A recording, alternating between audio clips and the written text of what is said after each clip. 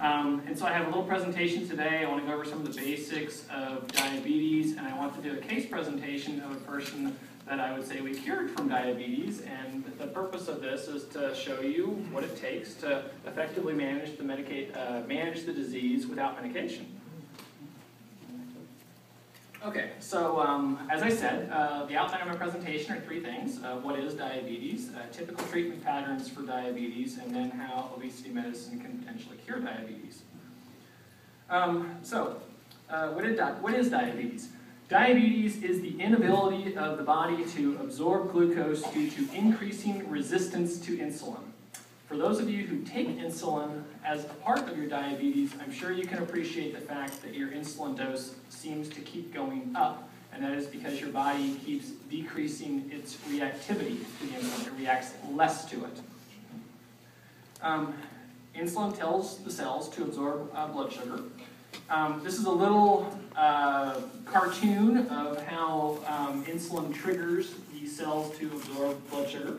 I don't have a laser pointer, but I will do my best. If you start on the top, the little yellow thing, which doesn't show up very well, and is labeled insulin in very tiny letters. Oh, awesome. Thank you so much. Okay, Dr. Lou to the rescue. Okay, so up here, that is insulin, and this is a cell wall. And insulin then signals another messenger to come in here, and it causes the cell to make glucose transporters. And then these glucose transporters join with the cell wall down here. Once they're joined with the cell wall, the glucose comes into the cell. When the insulin signal disappears, then the glucose transporters come off of the cell wall, and the process starts again. Here's another little cartoon to demonstrate this. The little red molecules are glucose. The little white molecules are the transporters. When there are more transporters on the wall, then more of the glucose comes from outside the cell to inside the cell. Okay, this is how diabetes tends to progress. So what you're looking at here is a graph of a typical blood sugar before and after a meal. So if you look at the bottom here, the typical fasting blood sugar is in the range of 80 to 90. And then if you have a meal, the blood sugar tends to spike and then come down back to basal rate again. Over on the right, you'll see a similar path of what your pancreas normally does for the insulin. And so when you have a meal, when your blood sugar goes up, it tells the pancreas to start secreting more insulin. And so as your insulin goes up, then the blood sugar starts to come down. Now, when you have diabetes, this disease tends to progress. And so what happens is that as your blood sugar starts to rise, then your insulin level starts to go higher. And you'll notice that the scale on the graph over here changed. These are actually bigger numbers now. And instead of that blood sugar coming down suddenly, like it did before, it tends to linger, and that causes your insulin levels to linger as well. And instead of the blood sugar coming down immediately after a meal, it takes several hours. And so if you look here, that's 5 hours. People typically have 4 to 8 hours between meals. I know if everybody in the room is a diabetic, you can appreciate the fact that your doctor asks you to do fasting blood sugar checks. That's because it takes a long time for your blood sugar to come down. And so after 8 hours, when your blood sugar is over here, 150, 200, because it doesn't come down as quickly in diabetes as in a normal person. And then over time, what happens when the blood sugar doesn't come down as quickly, then the baseline level starts higher, and it gets harder and harder to bring your levels down. Okay, so what are the effects of diabetes? The effects of diabetes can be things like elevated blood pressure, changes in cholesterol, vascular disease, heart attacks and strokes, osteoarthritis, problems with your nerves. A lot of people will start taking medications to control painful legs because of neuropathy. You can also have retinopathy. It can cause blindness. I'm told there are several people here who have lost their vision due to diabetes. And there's also kidney failure. So I also want to point out that the effects of obesity can be similar. This list is essentially the same, except it has diabetes on it. And this has caused some people to come up with the expression diabetes plus obesity equals diabesity. Yeah. So the typical treatment for diabetes is usually diet. and exercise. I like to euphemistically say these are the two words that you most fear your doctor will say when you go into the clinic. Doctor, what can I do about this? Diet and exercise. Well, I'm not going to do that, so what's next? Okay, well next is you can be on medications to lower your blood sugar, and then you can be on medications to lower your blood pressure, and then you can be on medications to lower your cholesterol, and then you can be on medications to control your arthritis, and then you can be on medications to control the complications of your diabetes. And I see some nodding heads out there. Yes, I understand that. I'm there right now. And so what I want to do is I want to present a case presentation. Now this is a patient of mine who started coming to me this last January. His name is Frank. This was a picture he provided to me before he started on the program. I'm going to go over some of the specifics of Frank's disease. When Frank presented to me, he had diabetes, high blood pressure, sleep apnea, where he stopped breathing in the middle of the night. He had gross proteinuria in his urine, which means that his kidneys were starting to fail. He's on the track to dialysis. He had elevated cholesterol. He had gout. He had esophageal reflux or heartburn. He had arthritis in his knees, and he was morbidly obese. His dimensions were he was 293 pounds, he's 5'8". His BMI, which is body mass index, was 44. When your BMI gets above 40, you're called morbidly obese. When it's above 30, it's called obesity, and when it's above 25, you're considered to be overweight. His body fat percentage was 48% body fat, so he was one half of him was fat. He had a 55-inch waist. His blood pressure was actually well controlled on medications, 110/80. And his hemoglobin A1C was 8.8. Now, I don't think I have to spend too much time telling people what hemoglobin A1C is if you have diabetes, but very briefly, for every whole point that your hemoglobin A1C is higher than typical, it represents a 35-point rise of your standard blood sugar. So if your standard blood sugar is 90/100, then at 9, then he's 240 in general. That's his average blood sugar. These are his medications. He was on Aptos, 45 milligrams, which is a maximum dose for diabetes. He was on metformin, 1,000 milligrams twice a day, which is a maximum dose or a maximum effective dose for diabetes. Atacand, which is a medication for blood pressure, that's a middle dose. Lipitor, 40 milligrams. Prilosec, 20 milligrams for heartburn. And he was checking his blood sugar twice a day. I know a lot of you guys will recognize these medications because they're very common with diabetes.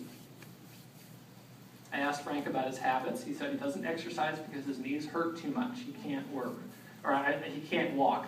Now he does work as a construction manager, but it was hard for him to get around his job. And if this progressed, I think that he may have had a hard time completing his job. His weight has been cycling, and he's been as high as 298 pounds. His morning blood sugars typically average 170, despite the fact that he's on a maximal dose of 2 diabetic medications. And so in all reality, he needs more diabetic medications. He was recently hospitalized for chest pain, but he had a negative cardiac stress test, which was very thankful. Now, I always ask everybody what they eat for breakfast, and Frank told me the same thing that all my other patients tell me. Doctor, I eat healthy. I don't understand. I have yogurt and cereal for breakfast, I have a sandwich for lunch, and I have a meat, a vegetable, and a starch for dinner. I mean, this is what I'm supposed to eat. We started Frank on a meal plan consisting of meal replacements. These are typically shakes or bars to substitute for 2 meals a day. I usually do breakfast and lunch. What these do is they assure a low caloric intake, and they assure a good protein intake. I usually recommend 30 grams of protein per meal. I also told him at dinner time to eat a combination of protein, meat, and vegetables, and to not have starchy foods. No bread, pasta, rice, potatoes. These are the things that we want to stay away from. I recommended that he do non-weight-bearing exercise with reference to his knees not working very well. I wanted him to stay off of those. And I started him on a half a dose of an appetite suppressant. In the first 2 weeks, he came back. He lost 10 pounds. He said he was not able to exercise because his knees were hurting so much. His morning blood sugar had gone from 170 to 137, and he said he was concerned about gout. We went over his labs that we initially got for him. I again counseled him to ride the bike because it wouldn't hurt his knees. I told him to increase his water intake. I started him on vitamin D. I started him on some testosterone, which is normal for obese men who are diabetic to have low testosterone levels. And I started him on allopurinol for his gout. In the next 2 weeks, he came back again. He lost another 4 pounds. He's now lost a total of 14 pounds. He said he was feeling good. He tried to walk, And this is a point that I like to tell people is, even though we have meetings every 2 weeks and I tell them what to do, not everybody follows directions as they're supposed to, which is why we come back every 2 weeks. He said he tried to walk, but he had ankle pain due to a prior injury. He twisted his ankle. His blood sugar in the morning was around 125 to 133, and he said he was hungry at times and he was snacking on fruit. I recommended that he use the bike again and not to walk. I increased his protein intake to 105 grams per day, and I told him no more fruit. So he came back at 6 weeks. At this point, he lost 6.5 more pounds. He's now at the 20.5 pounds. He said he was a little hungry, but he's been snacking on protein. His sleep was starting to improve, which is good when you have somebody with obstructive sleep apnea. He stopped snacking on fruit, and he had just at this point, 6 weeks into the program, started to exercise. His blood sugars in the morning were about 114 to 131. I gave him some instructions to retime his shakes and bars in order to avoid him being hungry, and to take them earlier in the day. He was taking a bar at night for dessert, and I told him I didn't want him to do that. I'd rather have him take it during the day so he wouldn't be hungry. And I encouraged him to exercise again on the bike. He came back 1 week later. He lost 7 pounds. He sprained his ankle at work, which made exercise difficult for him. His morning blood sugars were about 114 to 118. Now, mind you, I haven't changed any of his medications. He's still on the same medications. His blood sugar was 110/78. At that point, we agreed to decrease his Actos from 45 milligrams to 30. We cut his blood pressure medication in half from 16 to 8. And I advised rest and bracing for his ankle, and again, encouraged him to use a bike. And I also increased his dose of his testosterone medication. At 9 weeks, he came back. He lost 5.5 more pounds. His BMI broke through the morbid obesity category. I like these times because this is a time of celebration when somebody can go from morbid obesity to obesity and from obesity to overweight, and so we kind of celebrate these things. His morning blood sugar had gone down. He's now below 100, which is an important barrier. He was 75 to 99. He was exercising regularly but not progressing, and he was feeling a little tired. He was also feeling dizzy at work with standing, and his blood pressure was again normal. I told him to check his blood pressure at home in light of the fact that he was feeling a bit tired, and told him to reduce his dose of his medication if he was feeling low. I counseled him on exercise, and his diagnosis, as I stated, was changed from morbid obesity to obesity. He came back at 11 weeks. At this point, he lost an additional 2.5 pounds. He was advised by his primary care doctor to stop taking Actos, which I was okay with. So we've now eliminated one diabetic medication. His hemoglobin A1C, which was checked, went from 8.8 to 6.5 at this interval. His morning blood sugars were around 113 after stopping the Actos. I counseled him to increase the frequency of his exercise up to 4 to 5 days per week. And labs were obtained for testosterone, and Actos was removed from his drug list. At 13 weeks, he came back. He's down another 4.5 pounds at this point. He complains. He says, "My clothes are too big." His morning blood sugar was 97, and he said he hadn't been exercising too much. So again, I counseled him on exercise, and this is a point I like to make. I spend a lot of time counseling people on exercise, trying to get them to exercise in the correct way, trying to adapt exercise for that particular individual. And we continued with the protein supplementation. He came back at 15 weeks. He lost 7.5 more pounds, now up to 47.5 pounds. He said he was finally exercising 6 days a week. He got the message. His wife notes that he's snoring considerably less. He's starting to feel a little bit dizzy, and his blood sugar is 80 to 90 in the morning, although the pressure in the office was normal. We again cut his blood pressure medication in half, from 8 milligrams to 4 milligrams, because he was feeling dizzy. Again, we counseled him on exercise, encouraging him to have some days that were hard exercise and some days that were easy in exercise, in order for him to recover appropriately.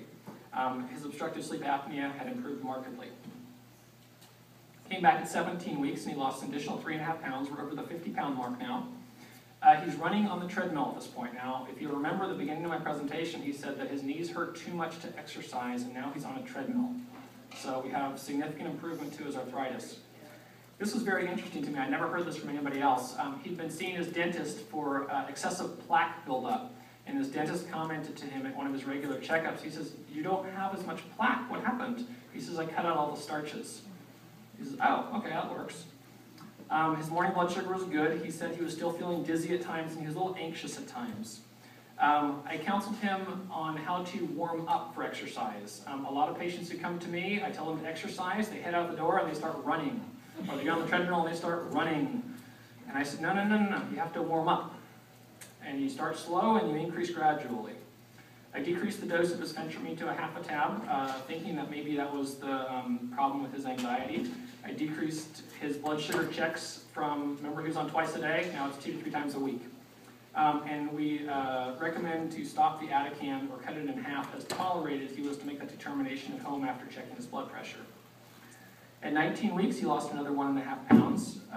He had a visit with his kidney doctor that he'd been going to. Remember I said he had proteinuria, so his primary had referred him to a nephrologist who was monitoring him to make sure he wouldn't go into kidney failure. Well, his nephrologist told him to stop taking the blood pressure medication, so we've gotten rid of that one altogether. So now we've got a diabetic medication going, we've got a blood pressure medication going. Blood pressure was good. He said he was exercising hard, 35 minutes a day, 5 to 6 days a week. He's waking sometimes at night. He felt like he was urinating a little bit too much. And his hemoglobin A1C now drops to 5.8. When it's under 6, that's really great. I told him again to decrease his exercise intensity because if you notice, he only lost 1.5 pounds this time, and this is a surefire way for your weight loss to stop is to over-exercise. So I told him to take it a little easier. His hypertension had completely resolved. His diabetes was essentially cured at this point with a normal hemoglobin A1C of 5.8, and I counseled him on improving his sleep patterns. He came back at 21 weeks. He lost an additional 5.5 pounds after the exercise counseling. His blood sugar in the morning was 70. He had started interval training techniques, what I told him, which is go fast and then easy during exercise. He said he wasn't hungry at all. I further counseled him on interval training. We made some fine-tuning adjustments, and I counseled him on resistance training, lifting weights. This is a very important component of this, and we recommended some labs. At 25 weeks, it's now a 4-week interval, he lost another 5.5 pounds. He started to do some resistance training. He's been running 3 miles on his treadmill, big step. Blood sugar's been in the 70s in the morning.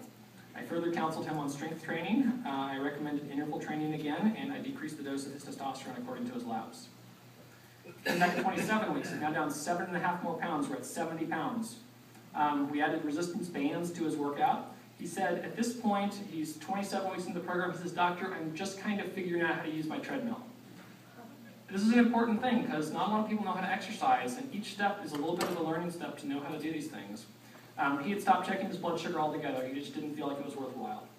I counseled him again on resistance training, and I reduced the dose of his Lipitor because he didn't need the dose of Lipitor that he was on, and we did a lab check. We took a picture at this point. This is at 70-pound weight loss. So anybody can get onto my website, inlandempireweightloss.com, and you can see that Frank is one of my success stories. Now, he's still coming to me, and so the story goes on. So he's actually skinnier than this now. So he came back at 29 weeks, and he lost another 5 pounds. His hemoglobin A1C is 5.5, decreased again from 5.8. Lipitor was stopped by his primary care physician altogether, so now I've gotten rid of the Atican, we've gotten rid of the Actos, and we've gotten rid of the Lipitor. So his hyperlipidemia was completely resolved. His insulin resistance, not diabetes, but insulin resistance is still continuing to improve, and his diabetes is done. He's continuing to exercise, and I've recommended phentermine, which is the appetite suppressant, and metformin. Now, metformin is a medication that we use in diabetes, but I also use it in weight loss. It lowers your insulin level, and so it's an important medication to be on. So even though I don't think that he needs to be on it at this point, as long as he wants to lose weight, I'll keep him on. So he comes back at 31 weeks. He's lost another 7 pounds. Says he's feeling great. I decreased his testosterone again and continue with the exercise plan. At 33 weeks, he's lost an additional 3 pounds. He's on the treadmill 5 days per week for 60 minutes. He's feeling a little tired. He notes that his knee pain is significantly better. Oddly, he says, Doctor, there's more hair growing on my head. Now, how many guys out here notice their hair growth gets better as they get older? I, again, counseled him on exercise to alternate his intensity to aid with recovery. I taught him how to use a heart rate monitor so he can stay in that important workout range for weight loss. And we discussed low glycemic index foods. At 35 weeks, he comes back. He's now over 90 pounds weight loss, 6 more pounds off. He did 6 pounds off despite the fact that he went on a trip for his anniversary.